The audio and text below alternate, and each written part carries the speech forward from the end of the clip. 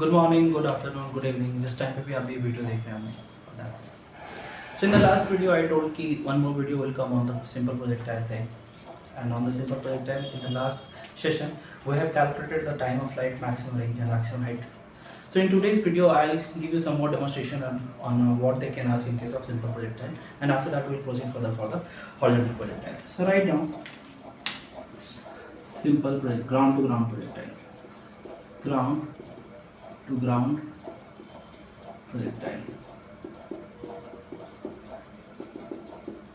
This is the second video on ground to ground projectile. So ground to ground projectile, I told you in the last class, if I am projecting some ball from over here, so it will follow this path, this trajectory it will follow. I am projecting some ball at some angle u, with some speed u at some angle theta. It will land somewhere over here. Range calculation we have done, range calculation, time of flight, maximum height, this thing we have already calculated. Now someone can ask, sir, what will happen if at a general point, like just mark some points over here, let's mark some point P over here, let's mark some point Q over here. What will happen if they are asking the velocity at point P, or what will happen if they are asking time taken to reach at point P? In that situation, how will proceed? So whatever I told you to deal with the general 2D motion, just analyze the motion separately regarding axis and y axis. The same concept we need to use over here. Let's take this point P is at a height h1. Let's take this point P is at a height h1, and this Q is at a height h2. S2. So now what I can calculate? Let's assume that I need to calculate time taken to reach the projectile from this point to this point, point P. So this point coordinate, let's take something x comma y is there. X comma y. Y is what the value of y is going to be what? H1. So just along y axis write down the equation. Along y axis write down the equation.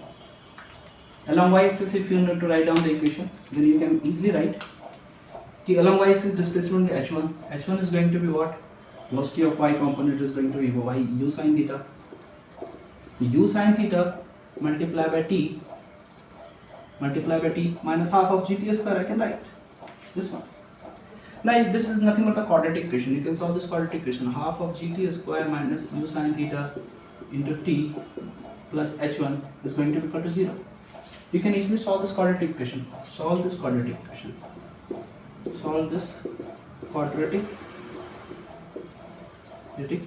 equation.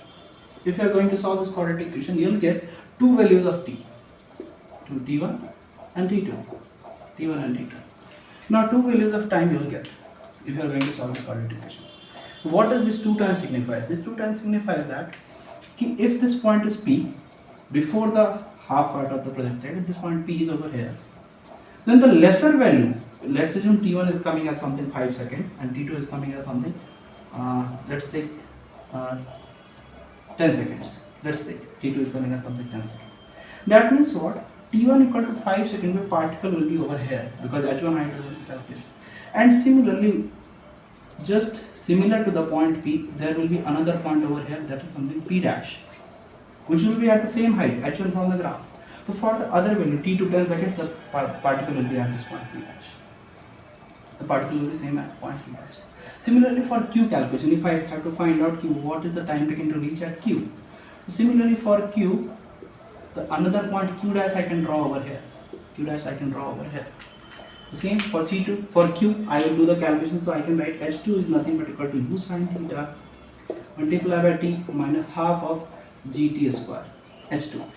Once again, quadratic equation will be there. Half of gt square minus u sin theta multiplied by t plus H2 will be equal to 0. Once again, this quadratic equation, two variables, two solutions you'll get, t1 and t2. t1 is the time taken to reach at q dash, t2 is the time taken to reach at q. If t1 is greater than, if t2 is greater than, if t2 is greater than t1, then t2 is the time taken to reach at q and t1 is the time taken to reach at q. So simple, as like that. So in this case of question, in this projectile question, they can ask anything. But what we need to take in your mind, what you need to keep in your mind, key, whatever they are asking, just try to analyze the motion along x-axis separately, along y-axis separately. Like this. Along y-axis I separated the equation. I found out the value of time. They can ask even at point P, can you please calculate the velocity at point P? They can also ask that. So velocity at point P, let's take, I need to do the calculation velocity at point P. So at point P I'll mark one velocity will be along this horizontal velocity v horizontal, and along this v vertical will be there. So at point P, v horizontal is going to be equal to what? U cos theta only, because horizontal velocity is not going to change. So whatever the initial velocity of horizontal velocity along axis was, just the same will be there at point P. V horizontal is going to be positive. As in, to calculate the vertical component of velocity at point P, what we'll do? We'll apply the kinematic expression along y-axis.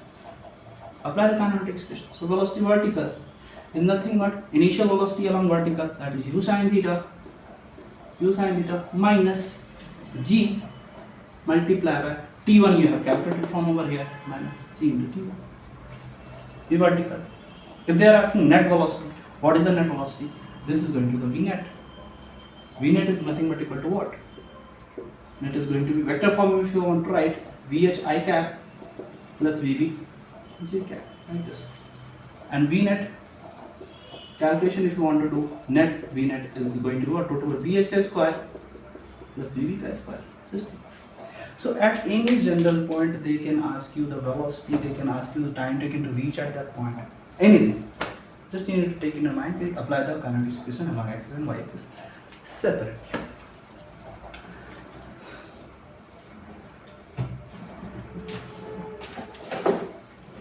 Now,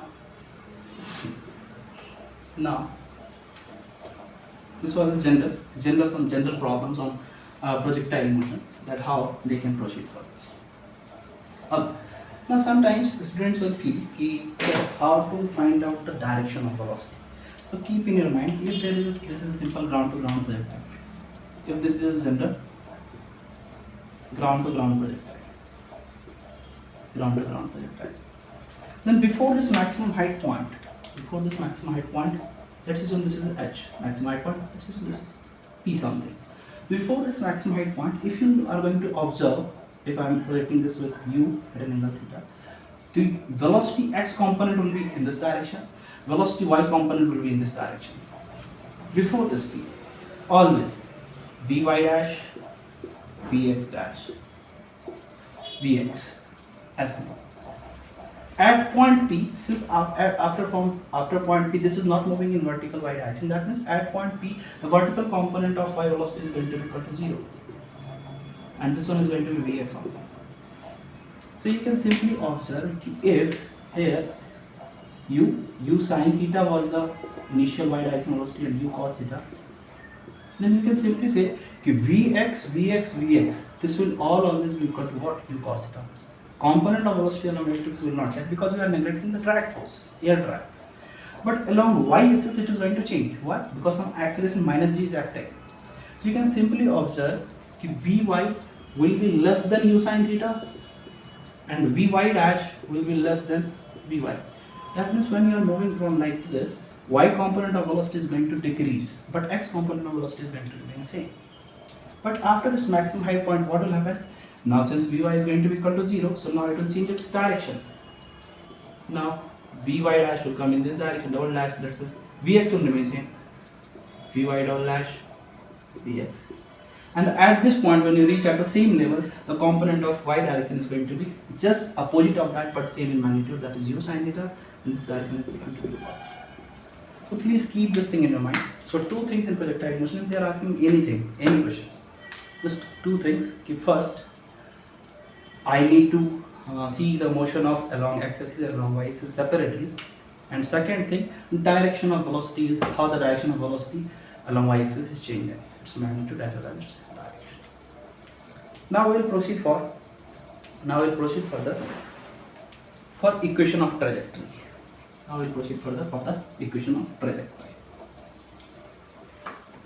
Ground to ground projectile, in the ground to ground projectile, write down equation of trajectory. What is the meaning of this equation of trajectory? This equation of trajectory is nothing but, this is the equation of path, on which projectile is moving. Is moving. This is the equation. This equation of path on its projectile is moving. So now I can write what? Okay, let's assume I have depicted u and this one is theta. So let's assume any general point. This point has the coordinate x, y. Let's take after time t. Let's take after time t, particle is at point P. At point P. This is point P.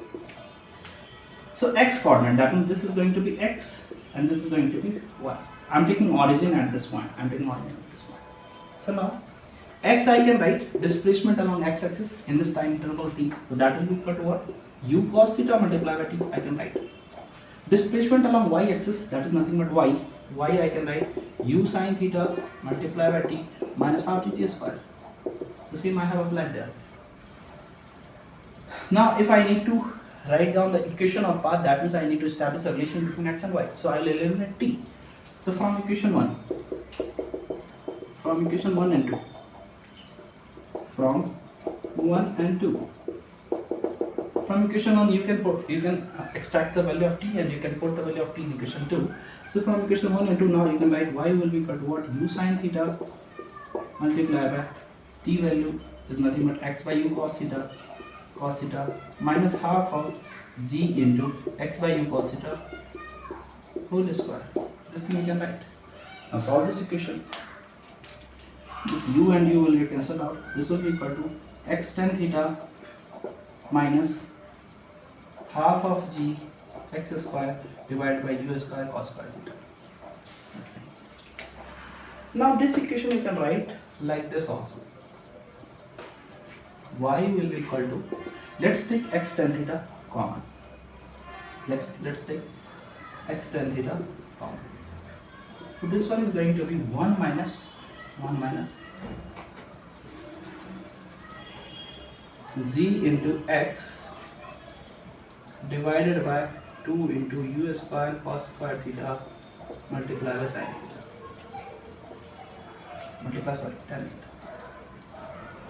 Tan theta. So now you can write down this equation as x tan theta into 1 minus gx divided by this one, tan cos square theta multiplied by tan theta will be nothing but cos theta multiplied by sin theta. That one is nothing but u square sin 2 theta. Now from here you can easily see u square sin 2 theta divided by g is nothing but range r. So now equation of trajectory, final equation of trajectory now I can write, and that is going to be what? Final equation of trajectory. So now I can write final equation of trajectory. Will be nothing but y will be x tan theta into 1 minus x divided by r, where r is the range. Why r? U square sin 2 theta divided by g will take, that will be nothing but equal to r. Then r is what? Range. Here r is what? Range. Now someone can ask me, sir, what is the use of this equation of trajectory? We can solve the projectile motion by analyzing the motion along a horizontal and vertical separately. What is the use of this? I'll say, sometimes what will happen, they will provide some coordinate. They will provide the x coordinate of this point.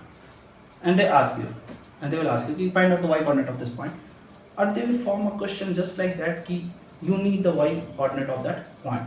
So in that case, in this equation of trajectory, put the value of x, put the value of theta, put the value of range, and find out the y coordinate of that particular point. That's the simple use. And apart from this, I'll upload some videos regarding some JEE main questions, archive questions, as well as JEE advanced questions. In those questions, I'll show you how you can use this equation of trajectory in various problems. Right now, just understand the concept that okay, this equation of trajectory is nothing but the relation between x and y coordinate of a particular point on this path. That's all. Simple.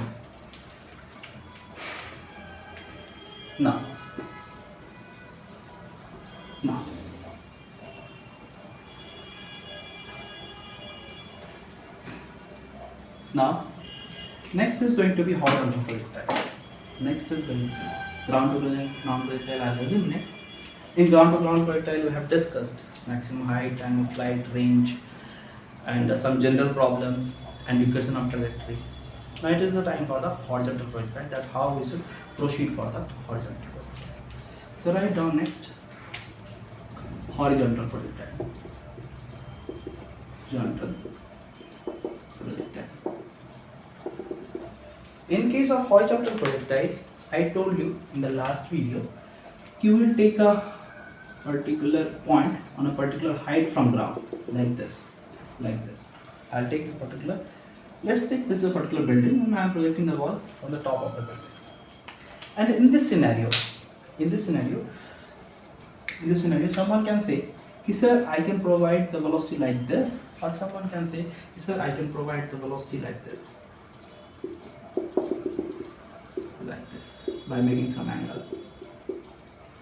This part is called horizontal projectile, this part is not called horizontal projectile, because here I am not projecting the particle horizontally, but we'll deal with this thing also, not an issue. So first this part, if I am projecting the ball with a velocity u, and let's say this height is something h. Now first thing, it will follow this path to land somewhere over there. Now someone can ask, sir, what is the time taken to reach from here to here? Time taken to reach from O to A. Time taken to reach from O to A. For that thing, what I do? Displacement in y-axis is what? Negative h. So displacement Sy equal to uy plus half of ay multiplied by t square. I'll apply simple. Sy, displacement y direction, that is nothing but minus h. Uy, since all the velocity was along axis initially, so uy is going to be equal to 0. Plus half of ay is nothing but minus g multiplied by t square. I'll apply. From there, if you are going to solve, h is going to be what? Half of g multiplied by t square. From there, you can calculate t, and t is nothing but root over 2h by g. Now someone can ask, sir, what is the net velocity at this point? So net velocity, if you want to calculate, the net velocity will have one y component and one x component. X component will always remain same. That means at any point, if you are going to see, x component will always be going to be equal to what? U. Y component will change, y component will be t because the effect of g. But x component will always remain u. So at this point also, x is going to be u. Someone can ask, so what is the net velocity at point A, VA? That is going to be what? U I cap plus Vy. For the calculation of Vy, what you can write? Vy is nothing but Uy plus Ay multiplied by t. From there you will get Vy is nothing but minus of gt. This plus minus of gt j cap. So this one is going to be Uy minus gt. Okay, velocity at t. Anything they can ask. Same thing you need to go along x-axis, along y-axis, you need to analyze the motion separately. बस इसमें एक benefit क्या है? Benefit is that कि initially मैं y direction में कोई भी velocity provide नहीं करूँ. आज की वीडियो में इतना ही. So duration of video will always be like 15 to 20 minutes always, and hope you will like the video and share it with your friends. Thank you.